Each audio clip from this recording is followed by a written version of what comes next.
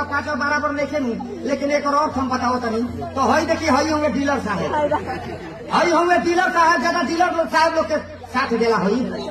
आजकल सरकारी कोटा उठाए जाम ना पूछी लो कि साइन करबो कि ना करबो, फोन से पकड़ाई लोग चोट से मरवा के बस चलता बोलो। तो हई होंगे डीलर साहब, आ डीलर साहब को लोग ही बाहर खतरनाक हई हम खतरनाक देख लो ये सब मार झगड़ा है सब करा गई है, बहुत से लोग के साथ देला दारू पी के चोरी यही लोग लाओ सर आई गाना बजवाएगा कि नहीं, आई रिकॉर्ड करवाएगा कि नहीं, आई करेगा कि नहीं, हाउ करेगा कि नहीं, तो जनरेटर बंद हो जाए, बस हारे में घोपा घापी शुरू हो जाए।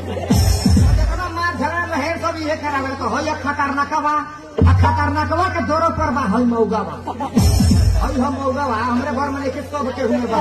हाँ राशि ज्यादा मेहरा लोग के साथ देला, उरी से इशारा करे ना लोग बुझी, लेकिन एक से हेंग खाली को दे सब लोग गांधी को उठने के बाहर। तो ये ज्यादा मेहरा लोग के साथ देला होई कोने राशि हो हई मऊगावा, जहाँ जो झगड़ा उठाई लोग एक से लगे तो कहे चुप ना सौती चुप ना रोंडी चुप ना हमारे बापो का मऊगी। ये मऊगावा ज्यादा मेहरा लोग के साथ देला, तो मऊगावा के दौरे पर बड़ा है तिलक धारी ना, हई हमें तिलक धारी नाथ साधु बाबा लोग के साथ देला, से मरला लोग